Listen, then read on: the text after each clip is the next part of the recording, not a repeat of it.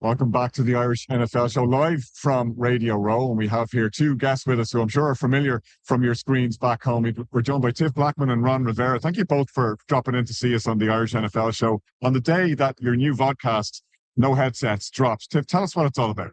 Yeah, it's so cool that Ron had hit me up a couple months ago, like, do you want to do a podcast? And I'm like, okay, sure. But really the basis of it is like our relationship. I covered the Panthers for about 5 seasons, including that Super Bowl run in 2015, 2016. And so it's a good podcast that's going to give you some great perspective on, here's Ron as a coach. And no one has that experience and what that has been like being a coach in the NFL and a player as well. And then for myself, my father happened to play in the Super Bowl that Ron was in. He was a fellow linebacker on the Patriots. And so there's that perspective I have from growing up in it. And then also now being an NFL sideline reporter for CBS. It's kind of a unique perspective because, again, from her side of it, it's like it's really about what she's seen being outside looking in. And for me, again, the reason it's no headsets because I'm taking the headsets off and I'm talking and trying to be as blunt as I can about the experiences that I went through. And as an example, a lot of time people always want to tell me what I needed to do or what I should have done. And I like to tell people that have never done what I've done, don't draw me a map unless you've been there. Well, we've had a couple of really interesting conversations over the past couple of days. And one of the topics that's come up, because it's been such a busy coaching carousel in the offseason this year in the NFL, so many vacancies coming up and so many different choices being made. It's interesting the profile of the new generation of coaches coming up. And it does seem like a lot of GMs and owners are looking for someone who could connect emotionally with players, who's not going to be a martinet, who's not going to go in there and be a hard ass, unless they can also relate to the lived experiences of a new generation of players. I think to a degree that's part of it, but you also got to take a step back and look at what Mike Vrabel's done. Mike Vrabel's a hard ass, but Mike Vrabel also understands the experience. So to me, if you're looking for a specific type, there really is no specific. It's what your team is like, and it's what is this guy going to bring to the table. Whether he's a veteran guy like a Mike McCarthy, like a John Harbaugh. I mean, these are guys that have done it, have been very successful, and they have their own unique style. And then you sit there and go, well, everybody's looking for the next Kyle Shanahan and Sean McVay. Well, you're going to keep looking because these guys are unicorns. And the reason I say that is, think about it. Kyle grew up in it. His dad was a head coach, so he was inundated from day one. All right. Sean McVay, he did it. Why? Because his grandfather was with the 49ers for all those years. So he was inundated from a very early age as well. So you got to look very hard as to what makes each one of these individuals. If you're not going deep into it, I think you're going to miss something that might help you make a better decision or the right decision. Tiff, I'm really looking forward to checking out this No Headsets because I love how your perspectives overlap and differ in certain important respects. As a sideline reporter, you get up close and personal with coaching staffs of all different colors and hues. You've seen the good, the bad, and the ugly. Oh yeah, I've seen a lot of it. And the one thing too, even just being more of like the breaking news kind of hat when I was at NFL Network, it's texting sources, trying to find out information. And you still kind of wear that hat as a sideline reporter as well, but you build these relationships. And I think that enables you to be able to get good information because it's built on trust. But yeah, you do see a lot of the good and the bad. But when you go through the good, it also helps you be able to go through the bad when you're asking tough questions because you've built that foundation. We talked very briefly just before we started streaming here live.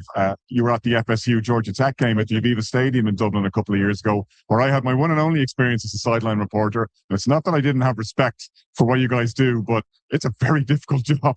It can be very difficult, but it's like you're moving on the fly, right? So you're actually just reacting. You're the eyes and ears of the sideline as you got to experience. So you got the vantage point that nobody else has, and you're seeing things that probably nobody else can see, whether you spot someone getting taped up and you're relaying that to maybe your producer. So it's a really unique perspective to have. And it's also really fun. I love the rush of it. Well, we have a really interesting matchup coaching-wise on Sunday with Mike Vrabel and Mike McDonald. I love the fact that we got two defense-minded head coaches. It's very interesting given all of the fashion that's been to try and find an offensive genius to be the head coach, that it's two very traditional defensive guys who are taking their teams to the brink of the promised land here. Well, I do like that matchup, like you said. I do like the defensive minds. It's an interesting matchup because you got a second-year head coach, and you guys has been a head coach at two different places now. But he's also had the experiences as a player and as a coach, positional coach, of having gone to a Super Bowl. So he understands the dynamics, which I think gives him a little bit of an edge over Coach McDonald. So that's going to be a real interesting matchup, though, because as you get into the game, if it's a tight game, it'll come down to coaching decisions as well. Tiffany, one of the things that we're really intrigued to see on Sunday is whether or not this Patriots dynasty can re-up. You've been there from the ground floor. You were steeped in the OG Patriots under the original Robert Kraft ownership era. What a journey that has been. It's been incredible to watch the complete 180. You know, this is a team that lost 13 games, I think, like last season, and now here they are at the Super Bowl with the coaching change. And so we talked a lot about just finding the right spot or finding the right people to lead the team. And you can look at Vrabel. I got to cover him back in his time with the Titans and leading that team with Ryan Tannehill to an AFC championship. Great decision to let him walk out the door, by the way. You know, how's that working out for you? Rough times after that. But, you know, it's been, I think when you bring it back to maybe just that lead person, the head coach, obviously, you know that position well. It starts with you. And so for the Patriots, I believe it starts with Vrabel and who he is. You see him shaking the hands of his players and patting them on the back after every game, even the way that he treats the people in the building as well. And I think it's had a profound effect on the team. And they've talked about him instilling this belief in them that they could get to the Super Bowl. Well, when we were lucky enough to get a little bit of time with you, and thank you again for talking to us on the Irish NFL show just a few weeks back. It was pre-playoffs. We were wondering at that stage whether the Panthers would make it. They did. It's been an interesting journey for them, and indeed for another one of your former teams, the Bears. Yes. What's going to be real interesting, though, is if you look at both those teams, they're going to play a different schedule. You know, I think the Bears last year played the last place schedule, as did Carolina. Now you're going to play the first place divisional schedule. It's going to be a little bit different as far as those matchups concerned. Now the big question, will they both grown and taken the next big step? That's where you're going to really find out, you know, how well they've been prepared, how well they've been coached, and how well that each one of them has grown as players. We talk about schedules. If the Patriots had a historically easy, quote unquote, schedule to get to the game this year, it's a massive opportunity for them, and one where, you know, we don't take for granted that the window is always going to stay open. We talked about the Bengals a couple of years ago and how many Super Bowls we might see Joe Burrow get back to, but we're still waiting on that one. So they'll be well aware of what a big chance this is. Oh, I'm sure Vrabel's made them well aware of it, having been to the Super Bowl multiple times himself and not always on the winning end, even though they won a lot, but probably instilling that message to his players too. And so I just think it's really an important thing to keep in mind, because you don't know when you're going to get back. And like we talked about the Super Bowl with my dad, you know, you still remember the losing. You know, you still carry that with you. And you talked about that too. Oh, yeah. I mean, losing 10 years ago, you know, it's one of my biggest disappointments, and I still feel like I let a lot of people down. But to that point about Mike Vrabel, the thing to understand too is when he talks about this game, he talks about the significance and importance of it. Those players are going to go, okay, I get it. Why? Because he's been there. Yeah. That's one of the things that I think he plays in their favor right now as well. Coach, we see a second-year quarterback, as you mentioned, at the helm for the Patriots, and very much the redemption of Sam Darnold on the other end. What are college quarterbacks now looking at when they come into the NFL? I mean, that draft class we saw with Drake, with Caleb, with Bo Nix, you know, real growth, and with Jaden, real growth in their second years. And we've seen Bryce Young come on through his challenges at Carolina, as we spoke about as well. It's a very different world in college for those quarterbacks with the nil money and with everything else before they arrive in the NFL. It's got some interesting quirks and consequences. Well, I think the big thing is, you know, when you're now looking at these young guys that are coming in from college, is really not just about them as football players anymore, but how they manage their own personal life. That's a big question, I think, that NFL teams need to start looking at. You know, they've gotten a bunch of money. What did they do with it? Hey, how much of that money did they save? Did they invest it? Who did they spend it on? What did they spend it on? I mean, these are questions that teams are going to start diving into, because I think it's going to talk about the maturity of some of these young guys. How are they handling their lives? And if the school's doing a good job, they're doing everything they can to support that player and get that player to understand and learn about, you know, what it takes to be successful. Everything from you know, financial literacy to investment. That's a lot to learn. And if they've shown that they can handle it, like, I mean, you look at what happened with Jaden. I think Jaden for Washington showed, here's a guy that had NIL, handled NIL, and he really handled it well. And he handled his rookie well with so much poise, so much grace. Unfortunately, he got hurt this year. So it'll be interesting to see how he comes back. So if you're at the front end dealing with a lot of these personalities, have you seen any impact or any change since the college system was turned on its head like that? Oh my goodness. Well, for one, I think it is great to see the players have more power, right? Because you are the ones that are running and putting your bodies on the line on the field. I think that a lot of the guys, I'm going to date myself, but some of the guys that I covered in college are now in the NFL, which is great to see. But I would think it's kind of like the podcast thing we have been talking about earlier. We're talking about a lot of players have their own platforms now. So I think there's been a little bit of a change in that where, you can control your own messaging now and kind of take more power and this should have more power when it comes to NIL stuff. I got to say, as you mentioned that, it's a brave time to launch It a really podcast. is. Like you're going to have to sharpen your elbows there, both of you. I mean, we're really enjoying listening to you, so I can't wait to check it out myself. But it is a busy marketplace. It is. And that's really what these players at the Tiff's point understand. It's about marketing now. What is your brand? What have you created? Are you the right kind of person for, reaching out to different companies about advertising and being involved with them as well? So you are getting a different type of player. And it's about time they've gotten the opportunity to share in the wealth that's been made through college athletics and through the NFL. What do you see now in your current role with Cal in terms of how to manage the organizational structure, how to manage the coaches under you, how to manage the recruitment? It's a topsy-turvy world compared to where it was 10 years ago. It is, but if you have a specific plan already in place, that's a big part of it. We brought in Tosh Lupoy, who was at one point in Alabama with Nick Saban, and just having got to know Nick a little bit, I think a lot of things that he's implementing are things that Nick Saban probably did. And, because, Tosh, he studies, he prepares, and everything we've done is about making sure we're giving our guys proper direction. We're setting the tone, we're setting the tempo. Coach has a culture he's trying to establish, and you see the players begin to understand just how important that is. Tiff, this is our 5th year now at Radio Row for the Irish NFL show, and I'm amazed at how much it's evolved even in that relatively short time span. I mean, the way the league is covered, the international perspective that we see German reporters here, French, Italian, Australians out in force, of course, because the Melbourne game is coming up. The growth of the game and the juggernaut, which is the NFL, continues to kind of take my breath away. What's it like working in the middle of that machine? Yeah, it's fantastic. And I think that growing the game globally is just huge because you've got the international program with the league as well and seeing guys being able to come out of that. But I go back to the game in Dublin that we had talked about that I went for FSU and Georgia Tech 2 years ago now. The atmosphere, like everybody, it seems like loves football. And I could not say enough about the fans that you all had at that game because the noise level, everything was incredible. There's just such an appetite for it on the global perspective. And it was very interesting, actually, now that you mention it. I mean, the college experience was one thing, and we got to taste that in Dublin before we got the NFL experience with the Steelers and the Vikings in the year just gone. 30,000 Steelers fans coming over. It felt like an authentic regular season game. I mean, even in contrast to Madrid or to Frankfurt or Munich or London or any of the international games I've been to, which are much more of a festival of football, that was a very, very cool experience. And it's one I know we're hungry to repeat. There won't be an NFL game in Dublin in 2026, but maybe 2027 and beyond, we'll see it back again. We'd love to see you guys come over for that. That'll be awesome. I'm going to push for that. I'm going to lobby it because I love my time over there.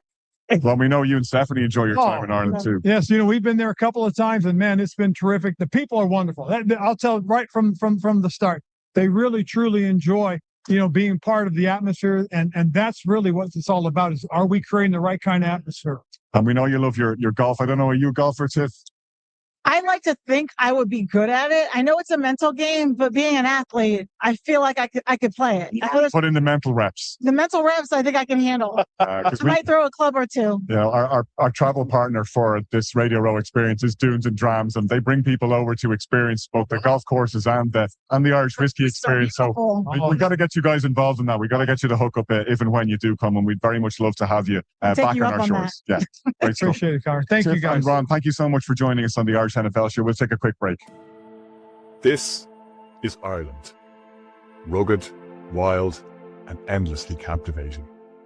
A land shaped by history, where ancient castles whisper stories of the past, where world-class links golf connects you to breathtaking landscapes, and where centuries of craftsmanship and culture are blended to produce world-class whiskies, savoured as music and laughter fill the air. But every journey with us is about people, place, and authentic experiences you'll never forget. This is more than a trip. It's the Dunes and Drams experience. Discover Ireland with us and make memories that will last a lifetime.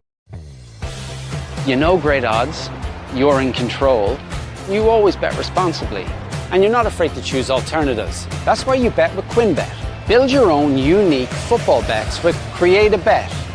Winning team, first goal scorer, number of goals, the possibilities are endless. And with a 4-star Trustpilot customer service rating, why not give QuinnBet a shot? QuinnBet, we bet you love it. This is your chance to experience the NFL like never before. The Irish NFL show is touching down stateside, and we want you on the team. Explore iconic football towns: Chicago, Green Bay, New York, Philadelphia, Pittsburgh, and make memories with fellow Irish NFL fans on the trip of a lifetime. We've partnered with Bernard Hayes Travel, a trusted travel partner with over 30 years experience. We'll look after everything: flights, accommodation, transfers, match tickets, social events, and everything in between. An unforgettable experience. Picture yourself in the stands at Soldier Field, Lambeau, or MetLife, roaring on your team. Register your interest today at irishnflshow.com/tours. Don't just watch the game, live it.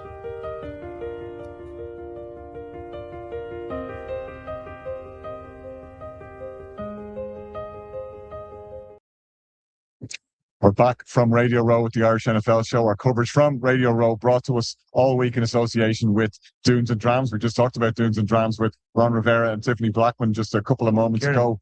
Shane, you were at the Patriots media availability earlier on today. We saw you at Coach Vrabel and indeed at Drake May's pressers earlier on. What did you glean from the experience this morning? What's the mood coming out of Camp Patriots?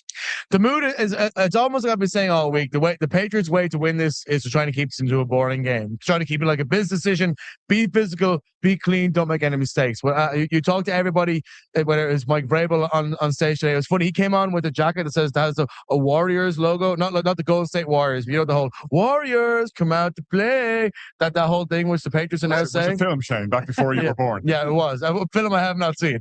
Naturally, but it's coming out with a little logo on it. So obviously, like that part of, you talk about him being a culture builder, like he seems to get that as a gift. So it's interesting to see him wear that. But I mean, it's funny. Like, have we had a single guest here? Have we had a single guest here all week who has picked the Patriots to win? No, not one. No. And this is the thing, right? It's almost as if there has been a sort of clear. It's like as if the favorite is so clear. I know 4.5 point favorite on QuinnBet at the moment.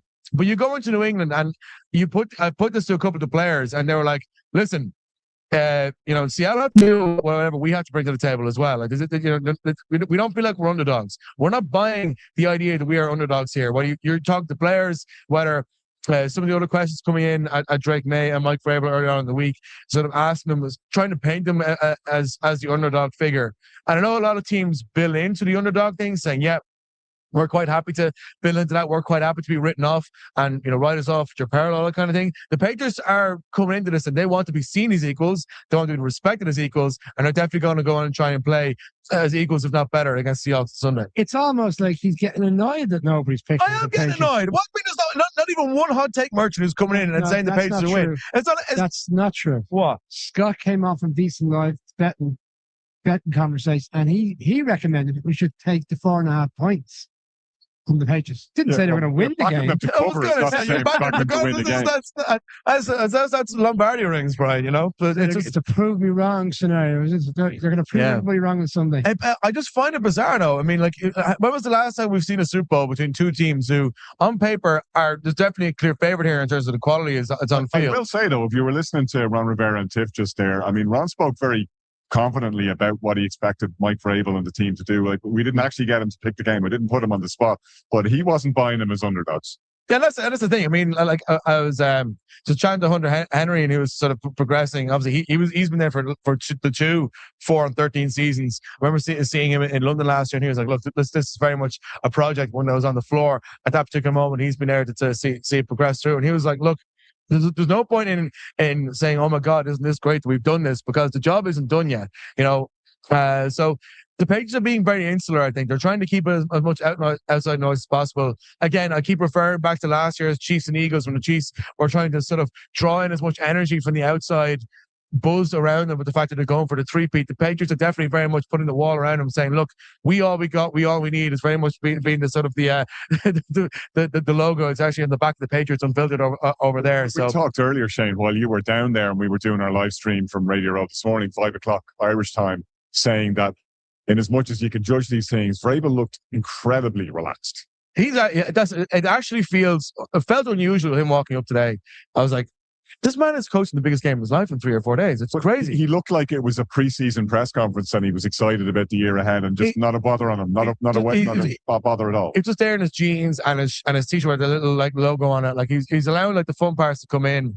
It's funny because then when Drake May comes on, I think you could sense he was calm and all that. He was wearing this and Michael May's partner. I saw we went past that Michael May. I was only after she went past on the phone. I was like, is that Michael May? When we were getting back on the bus earlier. Yeah.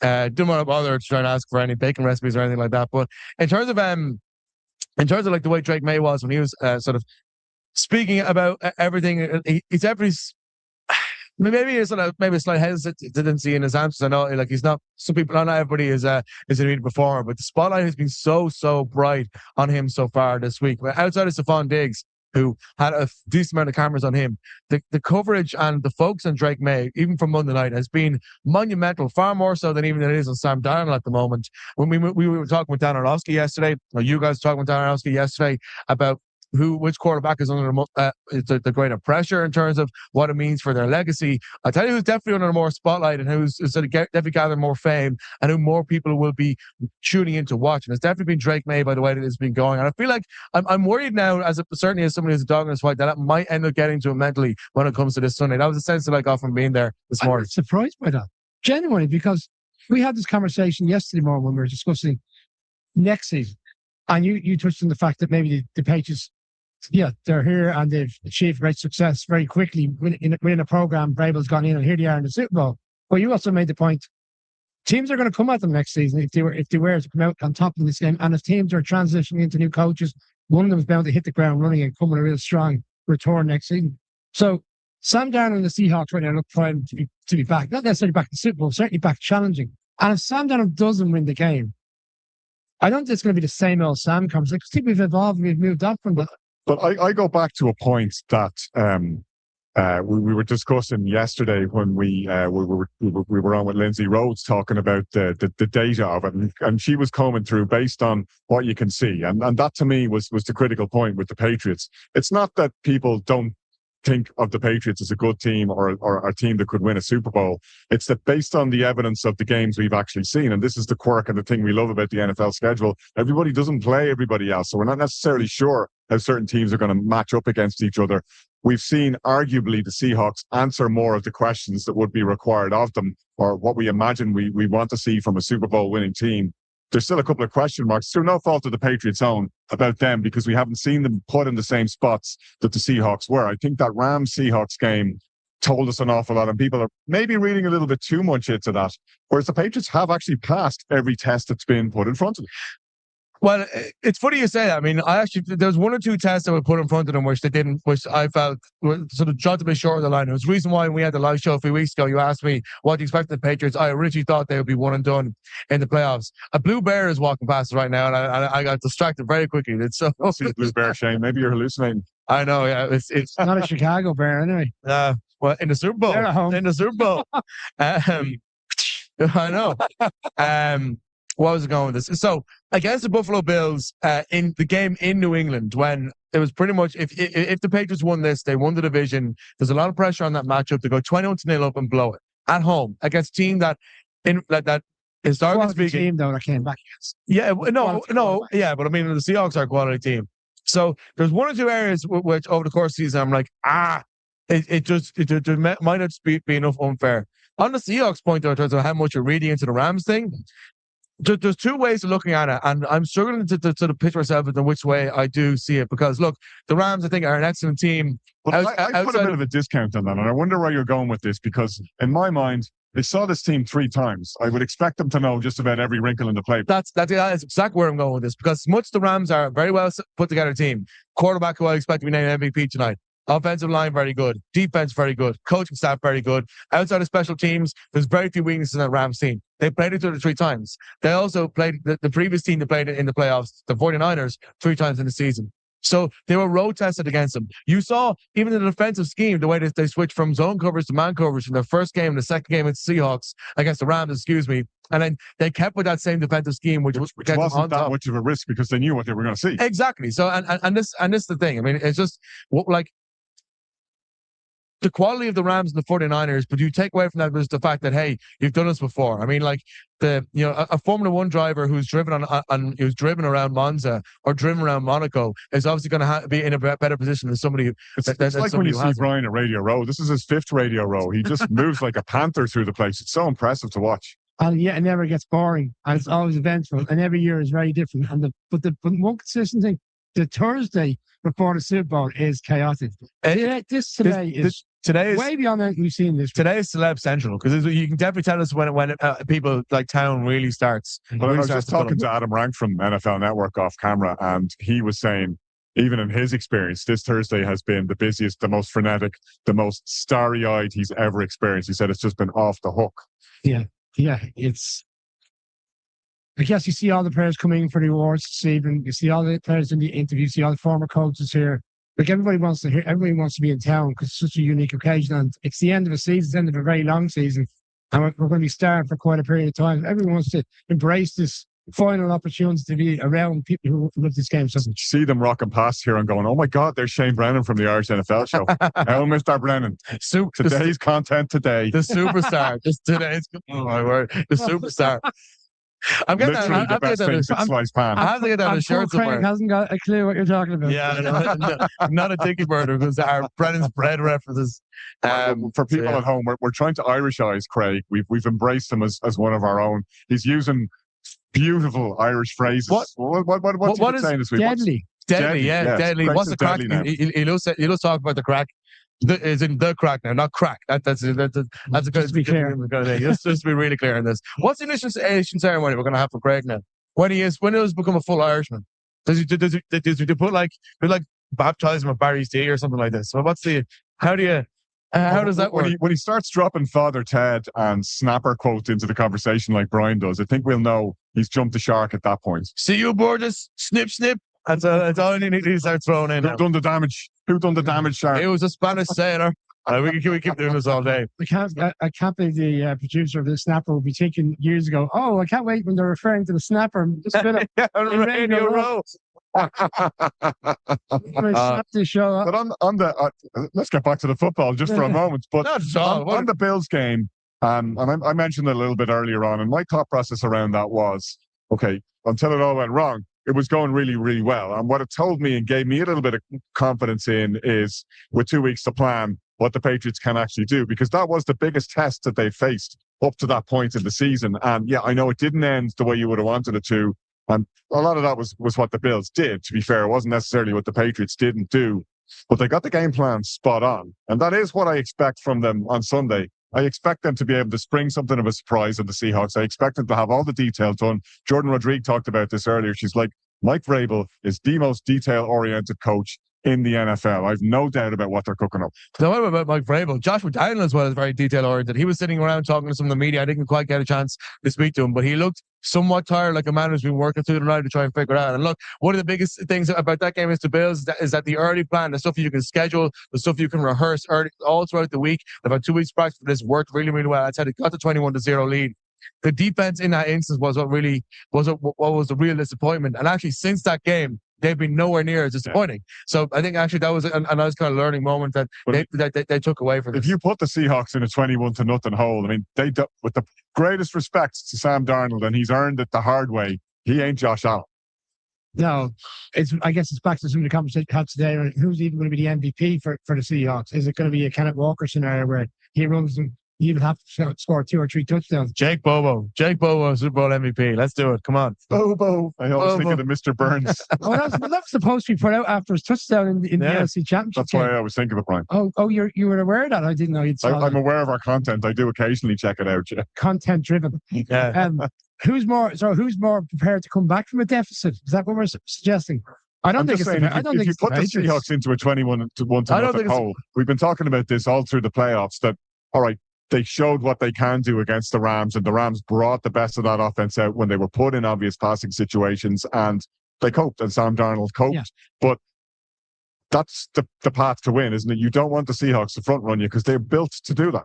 I say that, right? For somebody to be in the 21 to nothing hole, you have to trust one of these teams to completely lost the rag in terms of the internal fabric of the team.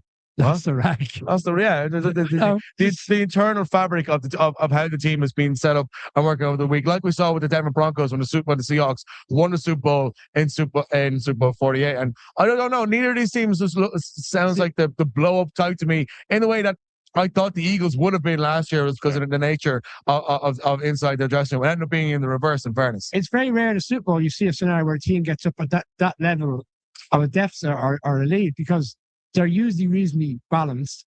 You have to have, and the number of things go against you very, very quickly. And we're referring to that Seahawks Broncos game, like a safety on the first play of the game. They then have to return. Then they have to punt it back to the Seahawks. The Seahawks are easily getting the ball. They return a touchdown, special teams touchdown. I mean, I wouldn't say the game was gone, but for that to happen Sunday, either side has to make. For me, it have to be either a turnover, a pick six, look, a strip sack of a touchdown, something to that effect. Look, Cooper DeJean is walking around, and he's just around the corner here, right? He was the real momentum getter for the Eagles last year. When talking about the Eagles, when he got the pick six. When he got the pick six, and there was another that player. Was the last one. That put the hammer down. Yeah, but that's what I mean.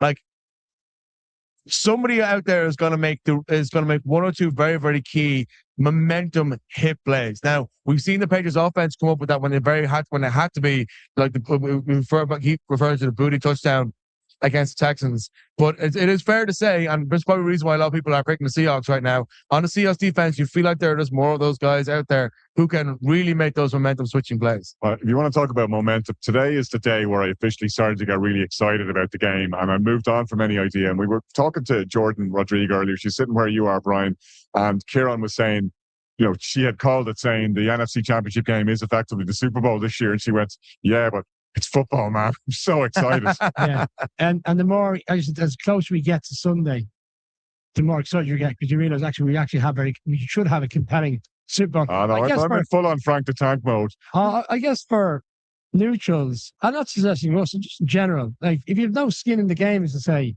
you're probably thinking, "Oh, I would have liked to see a certain team in the Super Bowl." Maybe it was the Bears because of the fantastic story. People leading it to see, would have loved to see the Lions finally make it over the line. There's a lot of people I've talked to who would rather see a Chiefs-Eagles Super Bowl than this. No. Yeah, so there's a lot of people I speak to who would rather see that. What I would say is, and I know probably the circumstances changed because Patrick Mahomes got injured. Patrick Mahomes in the playoffs, box office, not whether he wins or loses. People want to see. Fair point. So I would have liked to see Patrick Mahomes or the Chiefs in the playoffs. You didn't, because I know what you were thinking. No matter what the circumstance, and we spoke about this last week, no matter what the circumstance of a Chiefs team, we spoke time and time again. If they make it into the playoffs, they're a dangerous animal. And you would have had to face them as the number 2 against the 7th seed. Well, no. Probably would have happened then is Patrick Mahomes gets injured the week before we played, and we had to play against a backup quarterback like the other AFC West team. That's just the kind of look that we've been getting this year. Ifs and buts, it's all irrelevant. All our teams are in the off-season mode trying to be ultimately where we are, and where the Patriots and Seahawks are next season. Well, I mean, it's all there for New York Giants to be next year's New England Patriots when it comes to the turnaround, the head coach, the quarterback, everything that's going on there. We feel like we've entire off season to talk about that, but I wouldn't be surprised if we're seeing the Giants here in LA next year. There's many a team that will say that. I'll try one quick. The Giants. And Connor, I know we need to finish. When me and Kieran were in New Jersey in October for the Giants-Eagles game, and we were coming out of a diner that Friday lunchtime, tongue-in-cheek, Mr. Brennan here texted me saying, "Book it now. Patriots joined Super Bowl in 2 years. A Super Bowl. I said little did he know. Super Bowl 62 in Atlanta. That's what I called. Yeah. No, his own team would be in the Super Bowl only a couple of months later. He never believed it whatsoever. Yeah. Well, see, in Super Bowl 62, the Patriots would be going for their 8th title against the Giants, who would be going for their 5th. I think that it would be. It's So there. It's all there. Give the Bears the Super Bowl. Come on. Yeah, well, look, Give the Bears Super Bowl. If they, No, we'll take let's it. go and win Giving it. it, we'll Let's take go it. and win it like everybody else. Well, regardless of who's there, with the grace of God, we will be. We'll certainly be there on Sunday. We're here on Radio Row in association with Dunes and Drams in the meantime on the Irish NFL Show.